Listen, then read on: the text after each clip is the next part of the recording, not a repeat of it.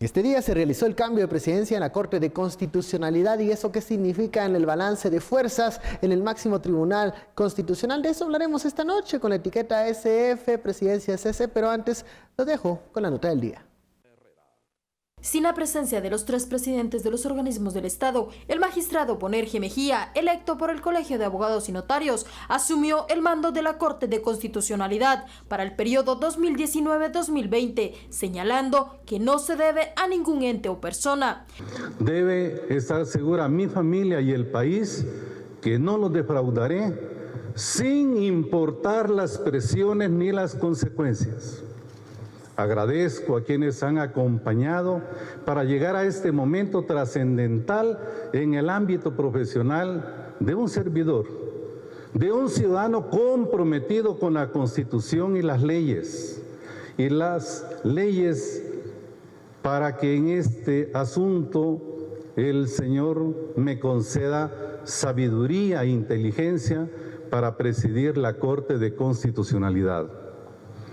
Hoy se cambia de presidencia, se cambia de administración, pero no se cambian los fines, no se cambian los valores, no se cambian los principios, ni la misión ni visión de este alto tribunal.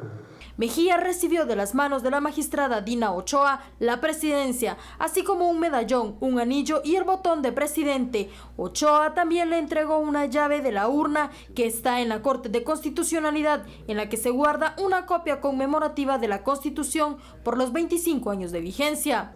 A pesar de los obstáculos que se presentaron a lo externo y a lo interno, que muchas veces provocaron rupturas en el seno de la Corte, entrego hoy el cargo con tranquilidad de que en todo momento garanticé la independencia en la decisión de mis pares y por eso, con mi conciencia tranquila, dejaré que la historia juzgue mi actuar. El actual presidente indicó que su mayor reto será acabar con la mora judicial que se ha estado dando en la CC. Además indicó que las resoluciones de la máxima corte deben de ser acatadas por gobernantes y gobernados, refiriéndose a las resoluciones a favor de CICIG. Nuestras resoluciones tienen que ser acatadas y cumplidas por todos. Y las autoridades que se consideren inconformes tienen a su alcance medios legales, correctivos, así nacionales e internacionales, pero las decisiones de la Corte se cumplen. Y en el caso particular que se ha mencionado de CICIG, quiero compartir que el expediente del amparo está en trámite, todavía no está resuelto, pero también tenemos solicitudes, que así la ley le llama debidas ejecuciones, que están pendientes también de resolver. El nuevo presidente, Bonerge Mejía, es licenciado en Ciencias Jurídicas y Sociales, abogado y notario por la Universidad de San Carlos de Guatemala. Fue decano de Derecho en la USAC, catedrático e integrante de comisiones de postulación en 2016. Bienvenidos a Sin Filtro. Comenzamos esta semana con la etiqueta SF, Presidencia CC, el cambio en la presidencia de la Corte de Constitucionalidad, un espacio donde se van a decidir varias candidaturas rumbo al 16 de junio de 2019. Para profundizar en este tema nos acompaña en el estudio Renzo Rosal, politólogo. Muy buenas noches, Renzo. Muy buenas noches. Por este lado, Ricardo Barreno, también politólogo. ¿Qué tal, Ricardo? Bien, muchas gracias. Renzo, siempre un gusto. Igualmente, Ricardo. Bueno, yo sé que es Semana Santa, yo sé que el tema político pareciera menguar en estos momentos, la tónica electoral parece tomarse un descanso, pero algo ocurre en la Corte de Constitucionalidad y dirán, ¿y esto qué tiene que ver? Los magistrados del Alto Tribunal Constitucional, bueno, que allí llegarán o se van a decidir muchas de las candidaturas que se perfilan para las elecciones generales del 16 de junio. Comencemos por este lado. Un cambio que pudiese adelantar, atrasar, cambiar escenarios. ¿Qué se discute o qué se va a discutir en la CC en los próximos días o semanas, Ricardo? Yo creo que de pronto lo que inicialmente se va a discutir son candidaturas a nivel presidencial y no cualquier candidatura. Recordemos que está en discusión, en un impasse, en una nube de confusión, si lo quisiéramos poner en esos términos, la candidatura o la posible candidatura de Telma Aldana. Eso creo que va a ser sumamente importante. porque según distintos sondeos de opinión es una de las que encabeza la intención de voto. Pero digamos, eso es lo que inicialmente se podría discutir. Pero recordemos que también se pueden terminar de aclarar panoramas en cuanto al caso de Sandra Torres. Eso me parece muy importante por la reciente vinculación a proceso judicial de Roberto Alejos. Vemos la relación que en 2015 tuvo con el partido UNE y específicamente con la secretaria general. Podría también, digamos, aterrizar ese caso a la Corte de Constitucionalidad. Y también esto es importante porque, vuelvo a insistir, según sondeos de opinión encabeza la intención de voto. Entonces, este proceso de carácter judicial adquiere una notoriedad político-electoral sumamente importante y que a nivel de ciudadanía también es importante que los procesos se agilicen o se esclarezcan para que cada vez el voto vaya teniendo una mayor claridad, la misma ciudadanía tenga un panorama mucho más claro de a quién elegir, al menos a nivel presidencial.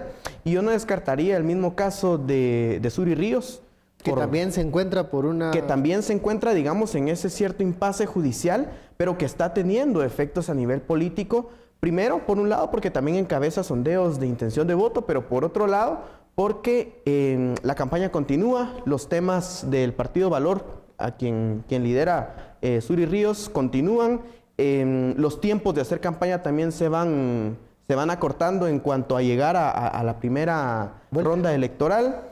Así que mientras los casos se vayan esclareciendo y se vaya teniendo una mayor certeza de si efectivamente va a competir o no, creo que a nivel ciudadano va a ser mejor. Y un último elemento, recordemos que la primera vuelta es el 16 de junio. Sin embargo, el Tribunal Supremo Electoral comienza a imprimir papeletas más o menos segunda semana de mayo. Todavía habrá que determinar eso. Pero ya comienza todo el ejercicio de impresión de papeletas en donde ya se debería, en un marco ideal, tener certeza de las candidaturas a nivel presidencial, por hacer una relación directa con la CC. Pero esto también aplica a nivel de diputaciones y a nivel de corporaciones municipales. Donde pueden llegar algunos de estos casos también a manos de los magistrados. Y digamos que en gran medida, y se ha hablado en estos espacios, lo que se quiere evitar es reducir los efectos de la judicialización de la política. Lo que se debe de evitar es reducir los efectos de la sobresaturación de lo judicial en el marco de un proceso electoral cada vez más complejo, cada vez más incierto, y que cada vez requiere de una participación ciudadana más informada. Bueno, más adelante hablaremos de esa judicialización que pudiese, ustedes han hecho un ejercicio en este mapa de riesgo de conflictividad, incluso qué puede pasar con este exceso de judicialización de candidaturas en algunos lugares, municipios, sobre todo en el tema de alcaldías y diputaciones. Pero regreso al punto primero, un cambio que pareciera ser un trámite, porque la presidencia de la CC es rotativa, pero quien deja la presidencia es Dina Ochoa. La toma Bonerge Mejía. El balance de poder cambia y lo que mencionaba Ricardo, hay muchos temas pendientes que están en la Corte de Constitucionalidad que pueden definir las elecciones. Renzo. Totalmente, creo que Bonerge Mejía asume la presidencia de la CC, toma la estafeta en un momento álgido, en donde se sabe y ahora se ha acumulado esta presa de expedientes, de procesos que no solamente tiene que ver con los procesos electorales, sino que además tiene que evacuarse en el mejor de los escenarios a la vuelta de la esquina, claro, para que tenga algún tipo de sentido. Pero creo que hay que agregarle acá el hecho que asume Bonerge Mejía, quien de alguna forma se le puede uno, digamos, señalar o indicar que pertenece al grupo de los 3, versus la anterior presidenta que correspondía al grupo de los 2. Y que esa historia de la correlación 3-2 tiene una influencia decisiva, o lo tendrá. Ahora en estos, digamos, 2 expedientes que tienen que terminarse de dilucidar, Suri Ríos, Telma Aldana y probablemente los otros más que se puedan acumular en los siguientes días. Pero creo yo que esa correlación, está claro que la Corte de Constitucionalidad es un cuerpo colegiado. Y ahí no se toman decisiones de orden individual, pero al mismo tiempo, es sobresaliente el papel que pueda tener o no quien tenga la presidencia de ese cuerpo. Sobre todo para la cuestión de plenos y por los supuesto, plazos. Y le imprime cierto sello. Y ese sello puede ser un elemento, un indicador, es el tema tiempos. Un presidente de la República, un presidente de la Corte de Constitucionalidad, sí puede manejar de alguna forma la agenda, las agendas y la temporalidad de en qué momento puede acelerarse cierto trámite o se puede retrasar. Entonces, solo esa manija de los tiempos, creo yo que ahora el doctor Boanerges Mejía lo tendrá claro, porque eso está dilucidado en el expediente de Suri Ríos, no es sorpresa, ya se venía trabajando, se sabía. El tema Aldana también era de presagiarse que iba a parar en la CC, como ahora es el caso. Y aunque entiendo que todavía, digamos, no se ha presentado el recurso, será en los siguientes días que eso se sepa. Así que en resumen, creo que Boanerges Mejía toma la conducción, la presidencia de la CC, en un momento en donde el proceso electoral en concreto le quedan 5 o 6 semanas. Entonces va a tener que tomar rápido, digamos, posesión de su cargo, pero al mismo tiempo comenzar a recibir una carga de tareas pendientes. Algunos hablan que hasta que el árbitro, la CC, defina o se pronuncie en estos temas, veremos entonces sí la campaña arrancada, o sea, la campaña ya de lleno, ya con los temas, con los jugadores, digamos, con aquellos que sí están corriendo y que haya certeza de la participación. Por eso uno puede prever, digamos, que ahora estamos ya en la Semana Santa, pero que dentro de una semana, más o menos, digamos, después de Semana Santa, se inicia la vorágine propiamente dicha, la etapa dura de la campaña electoral. En términos de tiempo, estamos hablando de 5 semanas, en términos de que estas decisiones que hemos aquí puesto sobre la mesa se tendrán que solventar. Entonces creo yo que ahí viene un ritmo distinto en la CC. De momento ha habido un ritmo en donde solo lo que podemos pensar son escenarios, pero aquí después de Semana Santa ya no estamos hablando de escenarios, sino de hechos concretos que van a demarcar, para comenzar, ver si la CC se sube a la ola de mayor incertidumbre o si por el otro lado contribuye a darle certidumbre al proceso electoral. Certidumbre sería decidir ya sobre esto, porque al día de hoy no sabemos necesariamente qué nombres y apellidos van a ir en la boleta presidencial, al día de hoy. Dentro de más o menos 5 semanas dentro de una semana, cuando queden 5 para el proceso electoral, a la primera vuelta electoral, tendríamos que tener esa certidumbre, esa certeza, siempre y cuando la CC, ahora sí, con una presidencia de pronto más fuerte, más beligerante que la que tuvimos hasta hace algunos días, pueda contribuir o no a eso. O sea, al contrario, uno puede pensar que las dos decisiones claves, Suri Ríos, Telma Aldana, se pueden tomar ya muy entrado en los tiempos. De hecho, ya estamos muy tarde, digamos, pero sería complicado el escenario si esa decisión se toma a pocos días de la primera vuelta electoral, vamos a decirlo, a 2 semanas. Sería mucho más sano si se hace a la vuelta de la esquina que si se hace, obviamente, cuando reste muy pocos días. Y es que solo estas 5 semanas, digamos, luego del descanso de la Semana Santa, ya prácticamente sería mayo, ese espacio que tienen los 20 y tantos binomios, ¿cuántos? 22 ahorita 22, y podrían ser 24. 22 o 24 binomios para dar a conocer su mensaje, para recorrer sus bases, para visitar, digamos, sus feudos. Se me hace muy poco tiempo. Que digamos que no necesariamente es que a partir de ahora van a comenzar a hacer esos ejercicios que muy bien dices.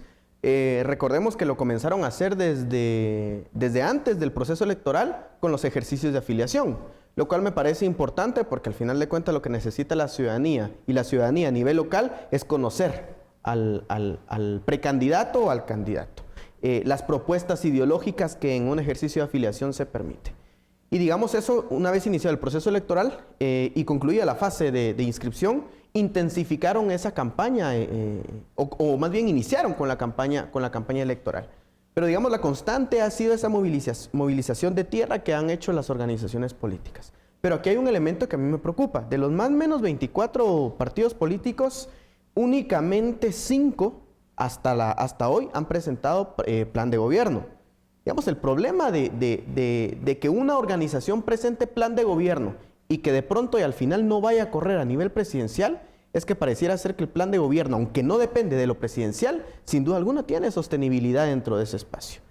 El problema es que mientras más se retarde la respuesta judicial, de pronto, y digo de pronto, espero equivocarme, más tiempo vaya a ocurrir para que los planes de gobierno sean de conocimiento público, por ejemplo, en estos espacios se puedan discutir, se puedan analizar, se puedan comparar en función de las propuestas programáticas, y eso genera, digamos, un nivel de complicación mayor para que a nivel ciudadano puedan elegir de manera consciente, de manera informada. lo cual también genera una oportunidad, porque entonces esto nos hace ver que si la mesa democrática, digamos, se está tambaleando a nivel presidencial, por obligación, por convicción o por necesidad, necesitamos atender también el proceso electoral desde los espacios comunitarios. ¿Cuál es la propuesta a nivel municipal? ¿Cuál es la propuesta a nivel legislativo? Y entonces esa incertidumbre judicial a nivel presidencial, vuelvo a insistir, la oportunidad es atender el proceso electoral, ya no desde lo presidencial, sino también agregándole el elemento municipal y el elemento legislativo.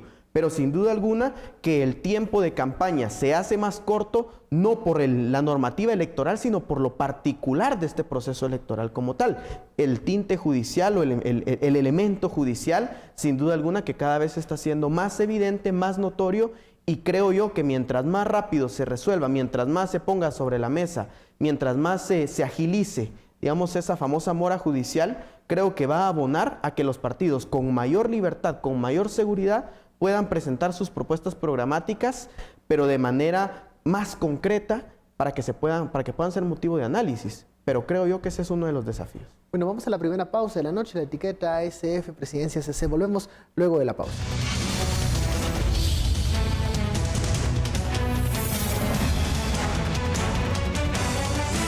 Regresamos a Sin Filtro, la etiqueta ASF Presidencia CC. Estamos hablando de este cambio en la Corte de Constitucionalidad y los temas pendientes que tienen que conocer ese alto tribunal.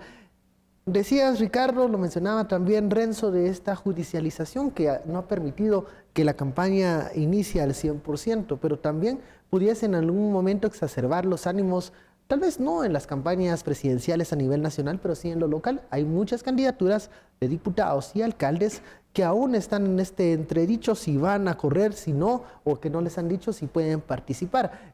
¿Cómo disminuimos los riesgos de esos conflictos cuando vemos una judicialización alta, intensa, donde pareciera que las cortes van a definir algunas candidaturas en lo local? Y cómo llevar un ánimo, digamos, más cívico a las comunidades para que no exista algún tipo de conflicto. Bueno, diría que una buena parte de eso que se ha planteado acá ya me parece que es como irreversible. Es decir, el nivel de incertidumbre hoy por hoy, lo que en el mejor escenario se puede reducir un poco, pero no podemos, digamos, doblar la página. Es decir, en ese sentido, el hecho de que se haya inscrito un buen número de diputados, de candidatos que uno podría decir cuestionables, unos a diputaciones y otros a integrar corporaciones municipales, ya es un hecho. Y me parece que en este caso el presidente, de alguna forma, cierta actitud dubitativa por parte del registro de ciudadanos del Tribunal Supremo Electoral, ya démoslo por descontado, lamentablemente. Eso lo que ha hecho es incrementar, poner en creciendo los procesos de judicialización que hemos hablado. Y por lo tanto hemos visto, lamentablemente, cómo varios de los diputados tránsfugas que buscan la reelección y que ni siquiera deberían de estar postulándose, no solamente han logrado ser postulados, sino que aunque en principio les dijeron que no en el Tribunal Supremo Electoral, por procesos judiciales lograron finalmente ser inscritos. Le apostaron a llegar a las últimas consecuencias, digamos, y continuar este proceso, y algunos han pasado el filtro. Yo diría que la mayoría. Y así tenemos hoy por hoy contratistas del Estado, proveedores del Estado, diputados o candidatos en general que podría ser bien aplicar el artículo 113 constitucional. Ha habido algunos que se les ha aplicado, pero una gran mayoría que se han colado, digamos. Y otros más que están buscando a través de procesos judiciales. Entonces yo creo que los siguientes días, después de Semana Santa, ese capítulo se tendrá que acelerar, porque indiscutiblemente también, como ya se mencionó Ricardo muy claramente, en la práctica política, digamos, hoy por hoy, el elemento de la participación local es determinante, y a nivel local está claro que les interesan muchísimo sus candidatos más próximos, que son aquellos que van a postular a corporaciones municipales y a diputaciones distritales. La elección presidencial la ven un poco interesa, más, pero la ven un tanto más distante, digamos. Es un poco la política real. En ese sentido, hoy encontramos yo he hecho un poco el ejercicio de ver un poco cómo están candidaturas en ciertos municipios que uno podría denominar relevantes, y vemos que en varios de ellos todavía el número de candidatos realmente inscritos, oficialmente inscritos, es muy reducido. Entonces vemos que un buen número de esos candidatos está todavía en el vaivén, de no saber cómo está el asunto. Y por lo tanto, en la práctica, ellos están haciendo campaña. Ahí no hay que hacerse muchas bolas. lo están haciendo a través de redes sociales, lo están haciendo a través de caminatas y todo el proceso de tierra, y además los estamos considerando nosotros en las encuestas, digamos, Sí, de la claro, discusión. aparecen en los sondeos. Correcto, entonces digamos que por ahí no hay mucho, pero en la práctica sí, el electorado sí tiene dudas, porque hoy no sabemos en definitiva los listados también de, por ejemplo, en cabeceras Puerto Barrios, por la cabecera de Cobán, cuántos y quiénes son los candidatos a las alcaldías municipales. Podemos hablar de números, pero no tenemos listados definitivos. Entonces yo creo que esto que estamos en principio centrándolo en la elección de los binomios presidenciales o en la postulación de ellos, en la inscripción, también tiene mucha volatilidad porque es el resto tiene unas implicaciones muy fuertes para el resto de candidatos. Estamos hablando, a eso se le debe de sumar el hecho que también para los partidos políticos, la búsqueda de candidatos a nivel local también ha sido muy difícil. Entonces ya esa dificultad de búsqueda de candidatos se topa ahora con otro segundo ingrediente que es unos sí, otros no. Y es ahí donde todos esos procesos, si bien es cierto que lo de la CC es determinante por el papel protagónico que tiene, hay varios recursos que también están en Corte Suprema de Justicia, otros recursos que están propiamente en el registro de ciudadanos, otros que están siendo conocidos por el Pleno de Magistrados. Es decir, todas esas 4 instancias están hoy, yo diría, repletas de expedientes y eso, con tan poco tiempo, le está jugando, digamos, para efectos de proceso En contra electoral. a unos y a favor a otros Por supuesto, candidatos. entonces vemos que unas elecciones que hoy por hoy, en resumen, no están contribuyendo a apuntalar la democracia guatemalteca para nada. Hoy las elecciones corren en una en diferentes ruta, velocidades. y la para uno. democracia frágil corre en otro nivel. Lo mencionaba ya Renzo, esta judicialización ha hecho que ya en algunas localidades o comunidades estén presentes 2 candidatos con la certeza de que van a participar, tal vez otro en campaña, pero que no va a llegar tal vez a aparecer en esa boleta y puede generar en algún momento el conflicto al tener esa sensación de que son las cortes las que están definiendo una elección y no el votante. ¿Qué se puede hablar de esos puntos de conflicto, de ese dilema que se está viviendo en el poder local ya más lejano a la elección presidencial? Que digamos que a nivel local, en procesos anteriores donde el nivel de certidumbre ha sido mayor, siempre ha existido conflictividad por tema de reelección, desconformidad con la gestión municipal, poco conocimiento o discrecionalidad en la aplicación de la normativa electoral, pero siempre dentro de un panorama medianamente claro. Ese es justamente a nivel local el problema de la incertidumbre del proceso electoral. Porque por un lado, muy bien lo mencionaba Renzo, puede ocurrir que hayan pocos candidatos buscando de manera intensa el voto, o casos como Quetzaltenango, por ejemplo, que tuve la oportunidad de estar la semana pasada por ahí, en donde me contaron que más o menos en promedio desde el 85 para acá habían competido por la alcaldía 10 organizaciones políticas y ahora es el doble.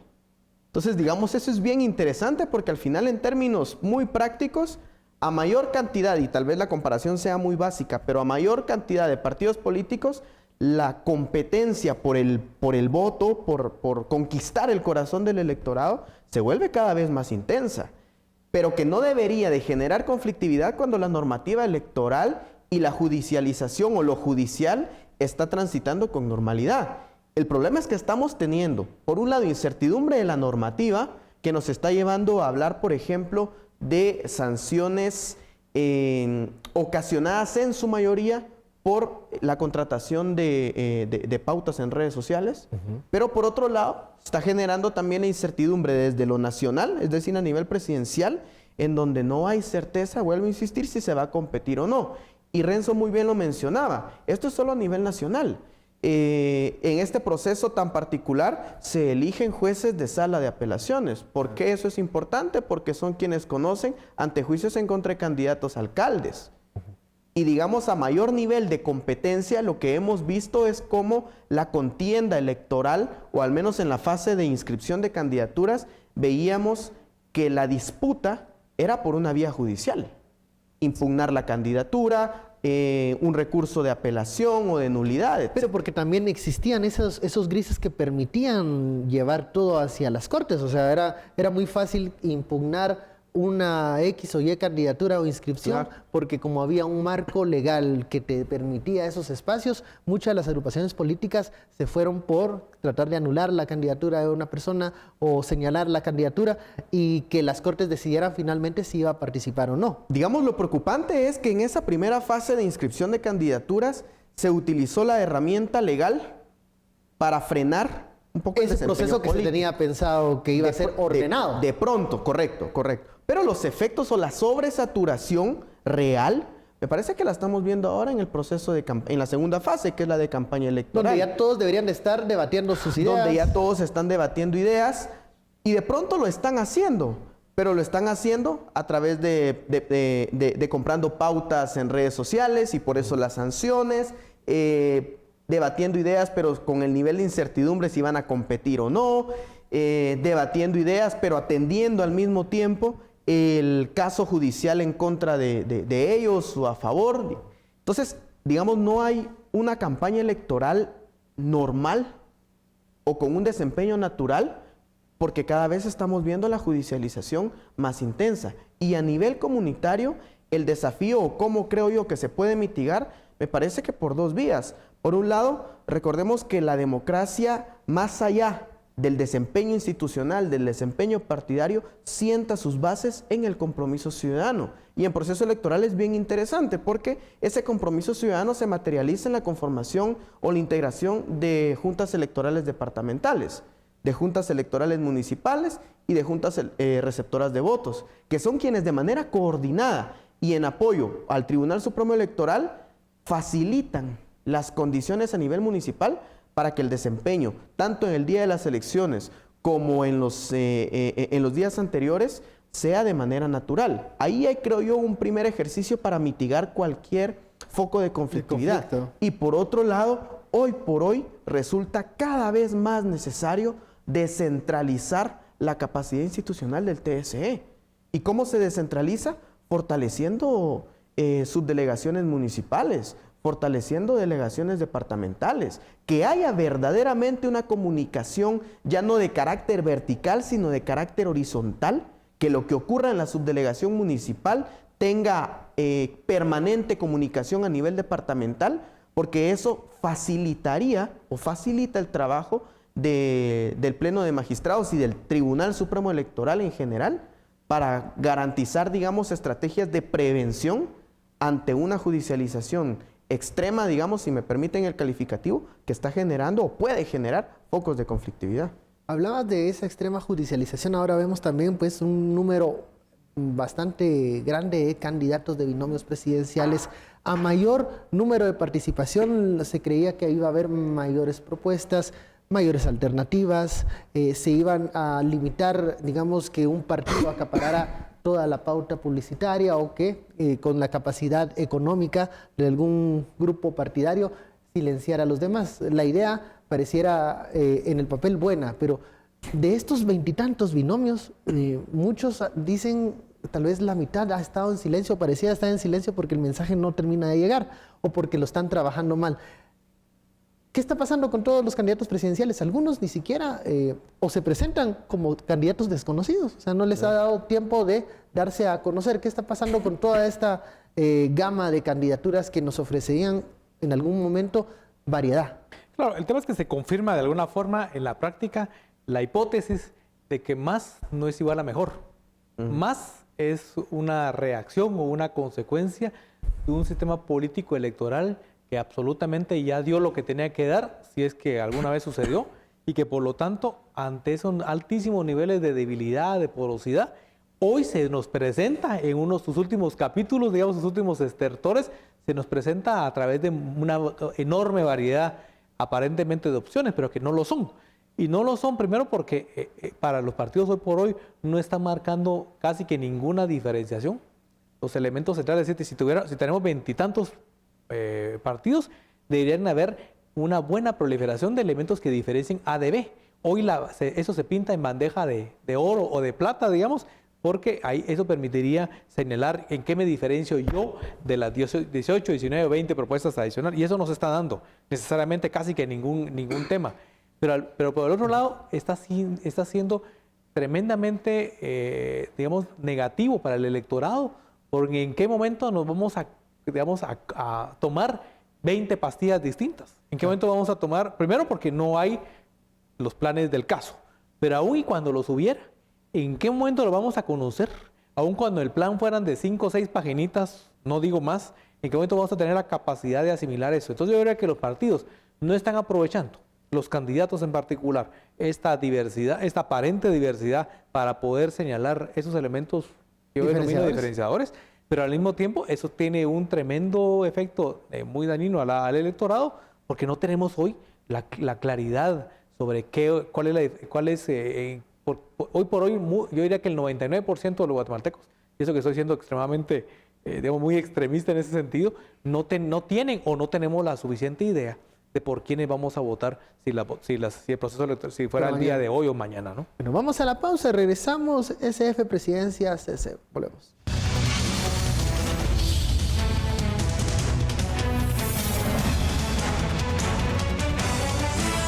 Regresamos a Sin Filtro, la etiqueta SF Presidencia CC. En el primer bloque hablábamos de este cambio en la presidencia de la Corte de Constitucionalidad, un tribunal que tendrá que conocer el destino de varias candidaturas presidenciales, alcaldías y diputaciones. En el segundo bloque hablábamos de esta judicialización que se ha estado llevando y que ha sido pues el tono de esta campaña electoral 2019. Una campaña que nos muestra una primicia, por así decirlo, de cosas nuevas que van a suceder. Estamos hablando, por ejemplo, se me ocurren que en mayo, el mes de la campaña intensa, luego no hay sondeos de opinión en estas 2 semanas que son de junio.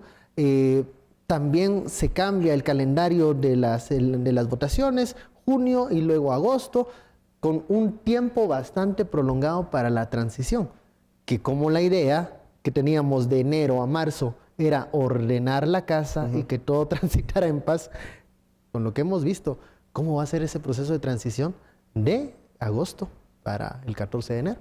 Que digamos, antes de atender a la pregunta, yo creo que hay que recordar que la ley electoral ahora establece lo que luego de cada proceso se debe conformar la Comisión de Actualización en Materia Electoral. ¿Por qué digo esto? La famosa CAME. ¿Por qué digo esto? Porque una de las enseñanzas que nos deja la primera fase es que debemos de colocar tiempos. El Tribunal Supremo Electoral, a diferencia de otras instancias, no se maneja específicamente por tiempos. Es decir, 3 días para conocer un caso, 5 días. Y entonces eso ha generado que, si se recuerdan ustedes, el último día hábil para presentar candidaturas, a las 12 de la noche, 11:50, la mayoría de candidatos estaba presentando, el 99.9%, para ser más extremista que Renzo, estaba presentando su documentación. Eso genera una sobresaturación de la misma institucionalidad electoral. Pero vemos cómo, y eso debe, creo yo, de atenderse en una reforma a la ley electoral. Lo complicado es que ahora los partidos están exigiendo celeridad en el conocimiento de sus casos, digamos, esas contrariedades. Lo presentaron de último, pero quieren ser los primeros en conocer qué pasa. Pero todas estas discusiones están atendiendo la campaña electoral. Entonces, como bien mencionaba Renzo, tenemos a nivel ciudadano que atender propuestas electorales que, por cierto, un paréntesis, en estos espacios se han estado discutiendo las propuestas, y desafortunadamente lo que vemos de la mayoría de candidatos es una visión preventiva, una visión reactiva. Tema de seguridad, mano dura. Tema de falta de empleo, pues generemos empleo. El problema es que los problemas, digamos, valga la redundancia, muchas veces requieren 2 o 3 soluciones. Pero pareciera ser que la lógica, la visión partidaria es unidireccional. Reactiva, nada Reactiva. más. Y eso creo que es un llamado que se debe hacer a nivel ciudadano. Pero digamos, a nivel ciudadano tenemos que atender eso, tenemos que estar pendientes también de quién va a ser mi candidato, va a competir por el que yo tengo intención de voto, no va a tener. A nivel institucional tenemos que estar pendientes de cuándo el Tribunal Supremo Electoral, por ejemplo, va a subir a su sitio web el resultado oficial de actas. Ya dijo más o menos que para estas fechas presenta creo que la mitad y los siguientes días el 100%, si recuerdo bien, pero digamos, hay a nivel ciudadano, mediático e institucional esa atención. Y que sin duda alguna esto creo yo que está sentando bases para efectos de una mayor, y de nuevo espero equivocarme, sobresaturación en la fase de transición. Una fase de transición que se pensó para generar las bases de una gobernabilidad 2020-2024. Una gobernabilidad que pasara por entender el estado de la situación en estos 6 meses y generar líneas de cooperación. El problema es que si venimos arrastrando una judicialización, arrastrando un desgaste de lo judicial, arrastrando un desgaste partidario por atender A y no B, la pregunta será, y yo no la respondo porque no me atrevo, honestamente, es ¿qué es lo que vamos a esperar en la etapa de transición? Si va a continuar este mismo tono de hacer cosas o me atrevo a replantearlo. ¿Es posible esperar algo distinto cuando en el proceso electoral hemos visto una confrontación judicial entre actores políticos, una incertidumbre a nivel ciudadano y una sobresaturación a nivel institucional? ¿Podríamos esperar algo distinto en la etapa de transición? Por la sanidad de la democracia y de las mismas instituciones, esperaríamos que sí.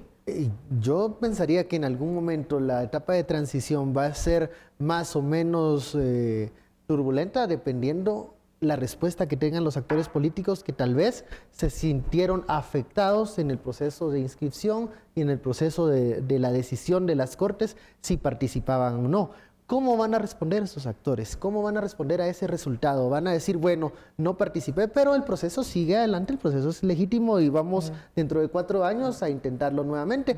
¿O van a cuestionar ese resultado y se va a seguir con el tono de, bueno, voy a impugnar tales actas, vamos a revisar esto y esto, y entorpecer lo que se pensaba iba a ser un proceso de transición más largo para hacer las cosas más ordenadas? Ahí creo que hay 2 tipos de mensajes que me parece que no son los más oportunos o los más optimistas frente a lo que estás planteando. El primero lo ha hecho el propio presidente Jimmy Morales y su parte de su gabinete, su equipo de gobierno. Y su core, digamos. Correcto. Su gabinete de cocina. Quien salió hace algunos meses reiteradamente diciendo las decisiones de la Corte de Constitucionalidad, está bien, pero si me parecen, las acato.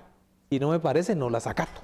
Entonces eso lo vinculo, hago la reflexión en términos de retrotraerlo al sentido del tema central de esta noche, en la línea de que me parece que ahí hay una importante cancha para que el doctor Boanerges Mejía, ahora la presidencia de la CC, pueda ponerle un poquito alto a esa historia. Es decir, las decisiones de la CC no están para ver si le parece a uno o no, sino es correcto. Sin entrar necesariamente a un asunto de confrontación con nadie en particular, sino muy claramente el mensaje. Esta presidencia tiene que ser, digamos, si uno podría adelantarse a pensar por él, digamos, sí, bueno, dejar muy claro decir las decisiones de la CC son, y así está en el diseño institucional de esa corte, de la principal corte del país, en términos de que no se ponen a discusión. Creo que eso tiene que plantear con mucha claridad, para no dejar ningún tipo de espacio, digamos, gris o sujeto a la interpretación de nadie. Y el otro tema importante, que creo que tiene que haber ahí un llamado clave a los candidatos o a estos personajes que todavía no son candidatos. Es decir, el proceso electoral tiene que seguirse su recorrido, ya de por sí turbulento, ya de por sí movido. No necesariamente el que yo aparezca en la boleta o no vaya a significar que, digamos, las elecciones sean legítimas o no lo sean. Porque me parece que han habido algunos de estos personajes que han dicho, si yo no aparezco en la boleta, las elecciones como que no valen. Como que las decisiones pierden sentido o no tienen toda la naturaleza del caso. Y eso me parece que es un tipo de declaraciones que yo diría que en las últimas semanas, afortunadamente, no lo he escuchado, pero quizás hace un mes y medio, sí se escuchó de algunas de estas voces, especialmente de las 2 grupos políticos quienes están todavía hoy, que no tienen la nominación, no tienen todavía el nombre de candidatos. Entonces me parece que hay que tener mucho cuidado en ese sentido y también que ningún otro candidato que por procesos de orden judicial puedan salir de la jugada en los siguientes días, en las siguientes semanas, pueda meterse al mismo tipo de discurso. Porque esto es decir, aquí tiene que transcurrir el proceso, hayan 24, 22 o 18 candidatos en definitiva.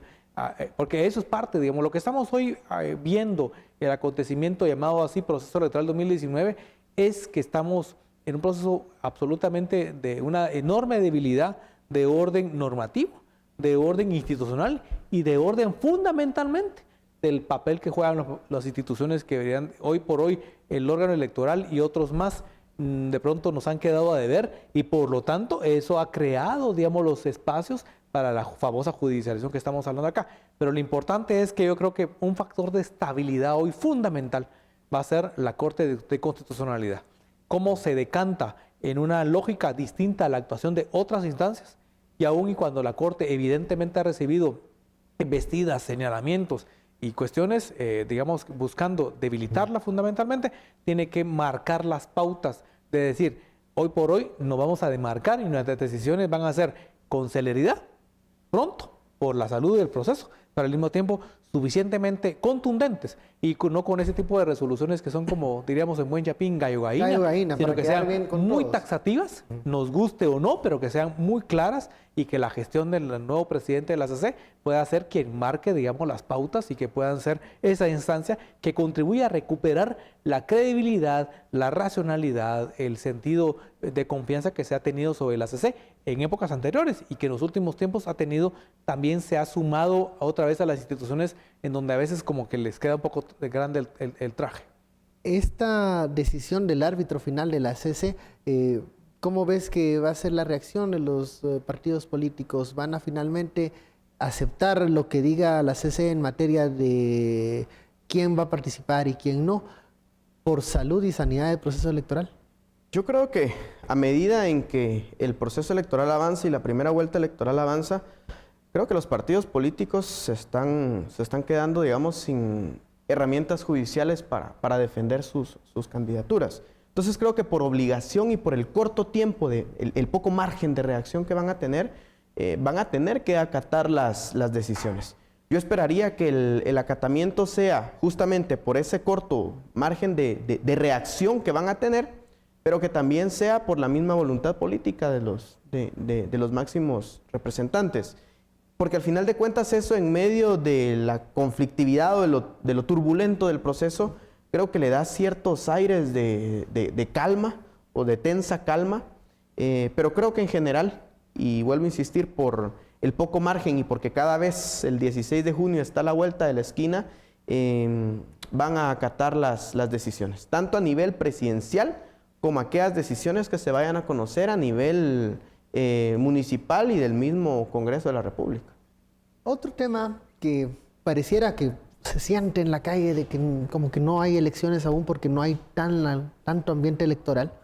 Los fiscales de los partidos este día en reunión con el Pleno de Magistrados pues han mostrado sus dudas nuevamente por el tema de la pauta. Al parecer los partidos políticos ahora tienen muchas dudas, muchas preguntas alrededor de la pauta. ¿Por qué las vallas no están ya? ¿En dónde se debe pautar? ¿Van a aparecer la pauta en tal X o Y medio? ¿Se nos está vedando la oportunidad de darnos a conocer? Realmente, y ese es un ejemplo acá en Guatevisión, estamos dándole espacio a los 20 y tantos candidatos presidenciales. Y yo reconozco que hay muchos que dicen que no han tenido oportunidad de dar a conocer su mensaje. Pero cuando se les da la oportunidad, creo que muchos no saben qué mensaje dar. Entonces eso nos abre otro punto de discusión. Están discutiendo por la pauta, pero ¿qué tipo de pauta o qué tipo de mensaje quieren trasladar? Yo creo que los partidos aún no están preparados o no tenían conciencia de qué mensaje transmitir a los votantes. Totalmente, creo que las reformas electorales en general y el paquete que tiene que ver de reformas en materia de medios, que es como lo nuevo finalmente de todo ese entresijo, planteaba la necesidad, digamos, de un cambio de chip en la actuación del órgano electoral también, pero fundamentalmente los partidos y los candidatos. Entonces significaba que no podían ser el mismo tipo de proceder de eventos electorales anterior. Eso significaba, digamos, si uno le da vuelta a estas reflexiones que estoy planteando, que tenían que prepararse de mejor forma para una campaña corta, intensa, pero además donde tenía que haber mayor claridad respecto a las propuestas, es decir, las posibilidades de plantear los mensajes A, B y C iban a ser, como está ocurriendo ahora, más o menos, limitados, reducidos, bajo un principio de igualdad, en donde los criterios para somatar la mesa o para tener más derecho de espacios en los medios de comunicación ahora son otros. Claro. Entonces yo creo que los partidos evidentemente no están dando la talla, porque no se prepararon, ni siquiera se acercaron a entender, a conocer y menos aún a interpretar para fines de sus organizaciones políticas el sentido y cómo le iban a dar, cómo iban a aprovechar esas intensidades que ahora son muy distintas. Entonces me parece que ha sido muy sano, por ejemplo, como medio de comunicación, como el que estamos ahora, digamos, Guatevisión, Prensa Libre, no decidieron por convicción no apuntarse en el registro de medios, pero no podemos estar fuera de la dinámica político-electoral, sino invitar a los candidatos y a darles el mismo tiempo, e inclusive abordar la misma batería de preguntas. Esto creo que es muy sano. Si los partidos no le están utilizando, si los candidatos no están dando el do de pecho, ya es un asunto que escapa a las reglas electorales, escapa a la normativa electoral. Por el otro lado, lo que sí creo yo que de alguna forma era previsible, es que la aplicación del principio de igualdad en este primer estreno, en esta primera aplicación 2019, iba a significar un poco lo que está ocurriendo ahora, que realmente casi que no hay medios, digámosle así, de notoriedad, medios, uno podría decir medios de comunicación de peso, de muy fuertes, salvo uno u otro, un par de casos. El resto de medios que sí aparecen en la inscripción de medios y que sí están en derecho a los recursos públicos, son medios que tienen solo peso a nivel local. Y por lo tanto, entonces, hoy el pedido de los partidos se va en banda porque está claro que tampoco, digamos, tenemos, se inició la lista con una participación de medios limitada respecto al universo de medios que tiene este país. Bueno, vamos a la pausa y seguimos hablando de esta estrategia de comunicación o la falta de estrategia de comunicación de los partidos políticos para poder dar a conocer sus mensajes en espacios más reducidos. Volvemos.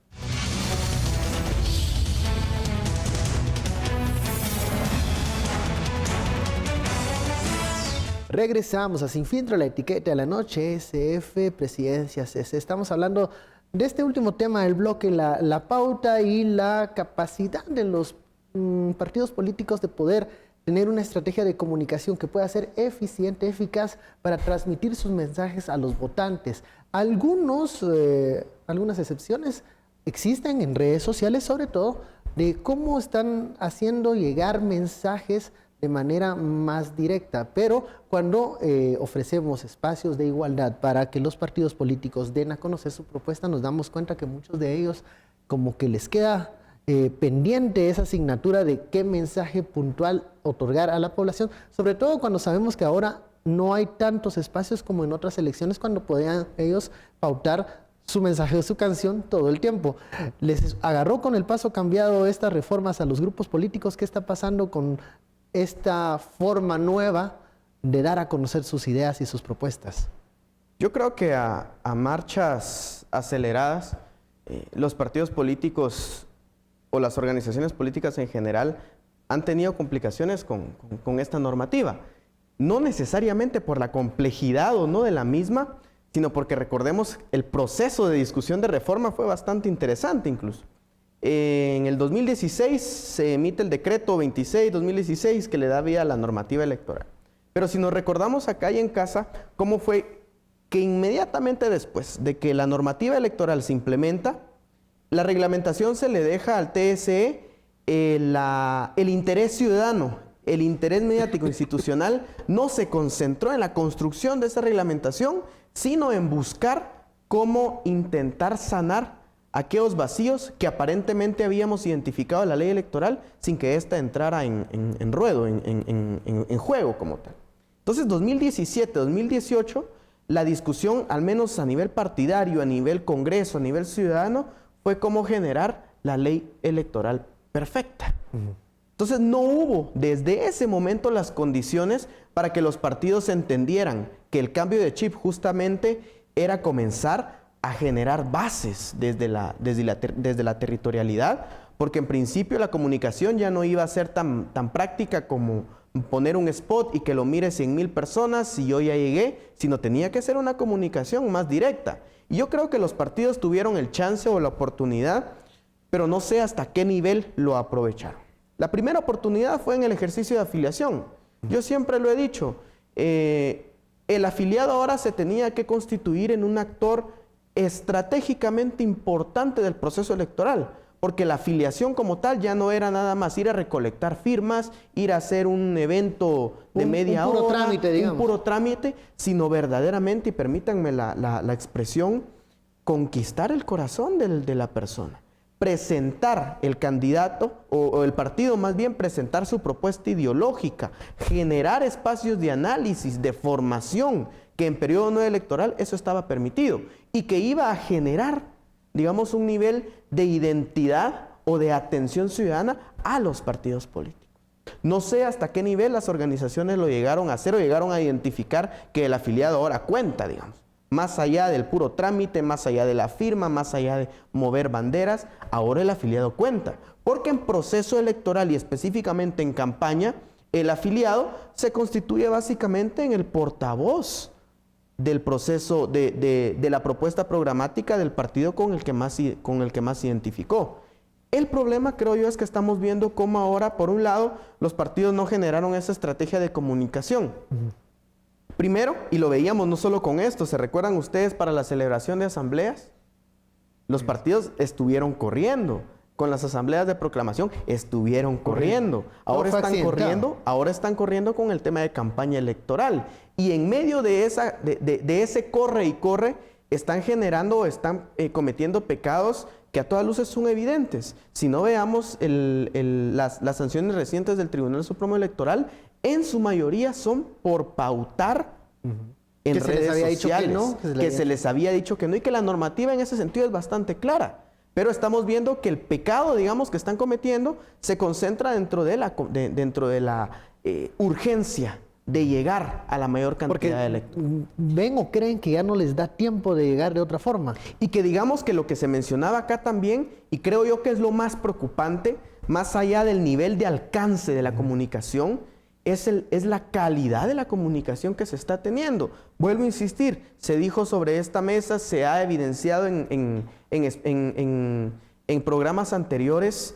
A mí de nada me sirve que el partido político tenga 50,000 espacios para comunicarse, pero que la propuesta vaya siendo cada vez, vuelvo a poner el mismo ejemplo, y disculpen ustedes, en tema de seguridad, pena de muerte. En tema de seguridad, vamos a meter a todos a la cárcel. Digamos que no ha funcionado. Ha generado efectos de pronto a corto, efectos inmediatos, pero no sostenibles. Entonces lo que se necesitaría es, por un lado, si los partidos tienen poco espacio para poder comunicarse, que los pocos espacios que tengan justamente se basen en ejes de trabajo de manera coordinada, atendiendo el nivel presidencial, legislativo y municipal. Pero, como decía Renzo, la realidad política del país nos está evidenciando la calidad del sistema de partidos políticos que tenemos. Aquí hemos hablado del tema de los tiempos de campaña y se ha dicho que realmente no es que la campaña inicie mediados de marzo, abril, mayo, sino que los partidos políticos tienen que estar todo el tiempo como estos intermediarios, informando, formando a sus bases, lo que mencionabas con el tema de la afiliación, pero aquí cuando le preguntábamos nosotros a los representantes de los partidos políticos por el tema de las jornadas de afiliación, ellos decían el TSE no es claro y tenemos miedo de que nos sancionen porque crean que una campaña de afiliación es campaña. Volvemos entonces al tema que genera toda esta judicialización y toda esta travesía en las Cortes. Pareciera que los criterios para definir A o B no están siendo claros. Eso depende, ¿verdad? O a más de alguno le beneficia esta Absolutamente. confusión. Y yo creo que lo que estamos viendo ahora es más o menos era predecible. Es decir, el nivel de resistencia de los partidos, de los llamados partidos, y después porque lo pongo entre comillas, y de los candidatos en particular, es bastante fuerte. Entonces ahora se valen de decir, la ley electoral deja vacíos, y la ley electoral no es clara, o el tribunal no lo está haciendo muy claro. Una parte de eso puede ser realidad, no estoy diciendo que no lo sea, pero también es un criterio que ahora, y reitero, creo que el tema que se está estrenando las reformas electorales en circunstancias de tanta volatilidad de la gobernabilidad del país, más allá de las elecciones, le da como gasolina, le da combustible para que ese tipo de discursos de resistencia se estén dando a más y mejor. Entonces ahora, por supuesto que además es muy fácil en Guatemala echarle la culpa a los otros, ¿verdad? Pero ¿y esa resistencia? ¿Qué ocurrió en finales de 2016, 2017? ¿Dónde estaba esa resistencia cuando se aprobaron la normativa? Porque era un espacio de tiempo, creo que prudencial para poder discutir. Absoluta, más que prudencial. Pero yo diría que en general, no solamente los partidos políticos, en aquel momento ni siquiera candidatos, sino dirigentes, y hasta el mismo Tribunal Supremo Electoral se durmió en sus laborales. Es decir, tenemos muchísimo tiempo por delante. Como que las reformas se iban a implementar solas. Exactamente. Iban a caer. Entonces, en la medida en que el órgano electoral no levantó, tuvo 3 años para poder levantar la bandera, no solo la bandera, sino implementarlas lo suficientemente bien. Pero esa implementación se dio tardíamente, fue creando vacíos, no necesariamente en la ley, sino en la interpretación, ahí generando nudos que ahora se están sirviendo para el efecto boomerang, digamos. Pero además yo creo que los propios partidos vieron, primero, con mucha distancia, otra vez con la lógica de decir, falta mucho tiempo para las elecciones, cosa que al final de cuentas no es cierto. O otra, hay que lo resuelva la Corte de Constitucionalidad. Es correcto. Y esperando exactamente eso. Es decir, hubo varios intentos, llamémosle así, crudo y duro, de sabotear las reformas electorales, de interponer recursos y demás, decir, esos recursos van a prosperar, o por lo menos la mayoría de ellos. En la práctica no prosperó ninguno. Es decir, las reformas se aprobaron, hoy se están implementando, nos guste o no, como se aprobaron en abril de 2016. Y por lo tanto, entonces, ese escenario de tanta pasividad hoy está cobrándonos, en general, a la sociedad guatemalteca una enorme factura, porque está creando todas estas zonas, digámosle así, que se prestan a estas interpretaciones, algunas con sentido y muchas otras más, sin racionalidad ni argumentos, pero que tampoco han tenido necesariamente la respuesta de los órganos correspondientes. Claro. De decirle, mire, no hay tal duda. Aquí la cuestión concreta es esa contundencia. A, B y C. El problema es que lo que mencionaba Renzo es que entonces se está confundiendo aquello que sí puede ser perfectible, que urge una conversación para cambiar y modificar y mejorar, con aquello que no es materia de una discusión, pero que la gente quiere confundir. Absolutamente. Y además, digamos, entendiendo que también las reformas electorales en Guatemala siempre se ha pensado, y la del 2016 no fue la excepción, rápidamente se planteó, esas reformas electorales fueron muy superficiales. Muy light. No son profundas, queremos solo reformas profundas. Pero el tema de reformas profundas es un proceso acumulado, gradual, que se da a lo largo del tiempo. No se da solo en una reforma o en dos, sino se da después de mucho tiempo. Recordad que las últimas reformas electorales antes de 2016 fueron en 2006. Sí, pasaron 10 años de intentos y vacíos, pero no más que eso. Y también entonces esperar que todo este sistema cambie así dramáticamente es, digamos, muy utópico. Hoy por hoy hay que ser muy concretos. A los partidos y a los candidatos solo les interesan nuestros votos. Entonces, esta historia de cautivar al electorado, de enamorar al electorado, suena muy bonito, pero es romántico. ¿Sí? Eso es muy romántico. En la práctica a ellos les interesa eso. Y lo peor de todo es que la ecuación la hemos cerrado nosotros los electores, los votantes. Cuando al final de cuentas sí caemos básicamente en el engaño de decir, aquí está mi voto, a partir de promesas que ya sabemos de a priori que son incumplibles. Entonces, mientras nosotros, la ciudadanía, no exijamos a los partidos unas conducciones distintas, propuestas de otra naturaleza, liderazgo de otra naturaleza y candidatos de otro perfil, lamentablemente, y es feo decirlo, pero se va a seguir repitiendo más o menos la ecuación 2015, la ecuación 2019 y las siguientes ecuaciones. Bueno, hemos llegado al final de esta conversación. Muchísimas gracias, Renzo, Ricardo, por todo esto que, bueno, vamos a tener la oportunidad estos días de Semana Santa para reflexionar. Ya el lunes iniciará nuevamente con un nuevo aire esta campaña electoral, esperando que, bueno, los partidos políticos escuchen y sepan comunicar sus mensajes y también el cómo van a cumplir esas promesas electorales. Feliz noche, nos vemos mañana.